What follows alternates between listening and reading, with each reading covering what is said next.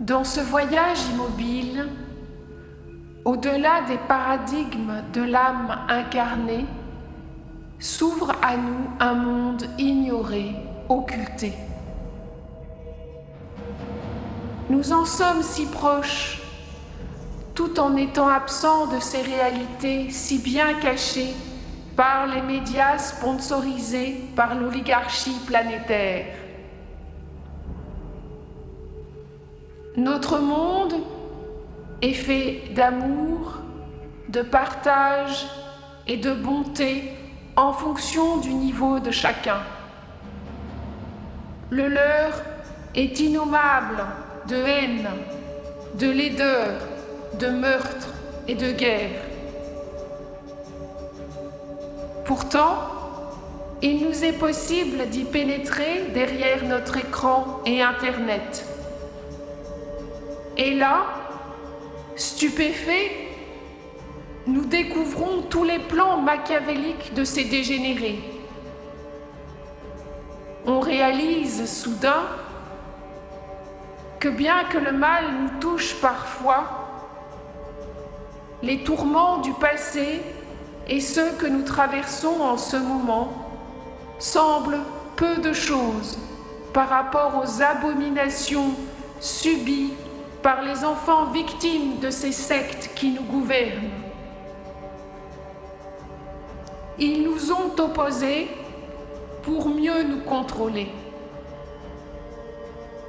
Par la couleur de peau, par les religions qui dirigent eux-mêmes, en dehors de certaines, moins connues et moins riches, et à présent à cause du poison noir.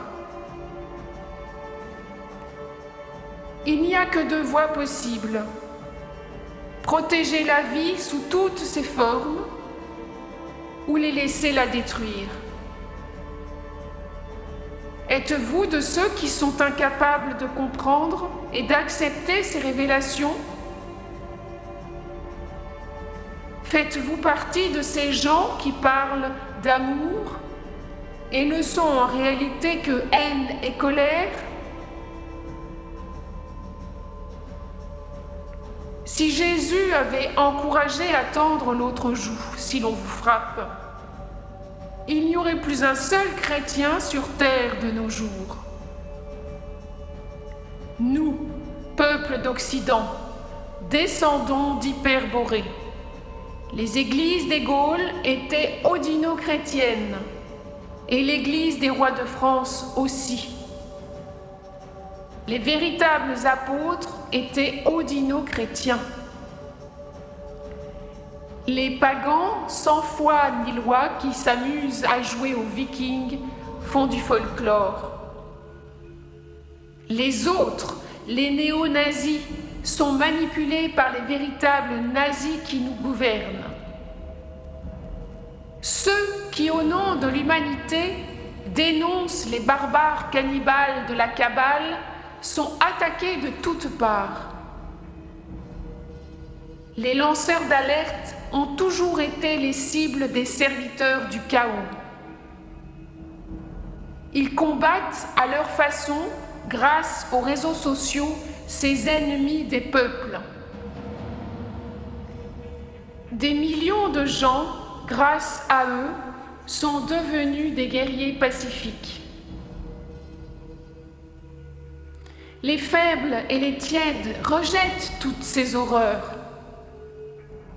Les plus forts voudront se battre. Oui, mais comment? Il a fallu des décennies pour réveiller les consciences du petit peuple que l'on pressait comme un citron. Éreintés par leur travail d'esclaves, drogués par la nourriture industrielle, l'alcool frelaté, les drogues et la pornographie, les populations sont persuadées qu'on peut faire confiance aux médias. Comment admettre avoir été trompés? Comment accepter que leurs parents et grands-parents sont des esclaves soumis à la Kabbale et au nouvel ordre mondial satanique? Sans un réveil de conscience pour l'ensemble de l'humanité, les serviteurs du chaos continueront leur persécution contre ceux qui refusent le poison noir, véhiculant le chiffre de la bête et permettant ainsi aux démons de s'accrocher sur le plan terrestre. Les combattants de l'Alliance les bloquent pour les anéantir. Ils ne peuvent plus s'échapper vers leurs espaces noirs. N'oubliez jamais que Jésus et Marie marchent à nos côtés. N'oubliez jamais que Dieu nous a donné le libre arbitre. Nous ne perdrons pas notre libre arbitre, car nous ne boirons pas à la source noire. Peuple du monde, tous ensemble, préparons-nous pour le jour d'après.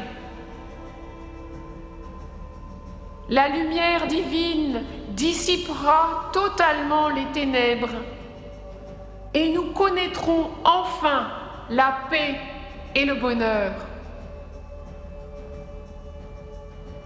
Humanité, lève-toi!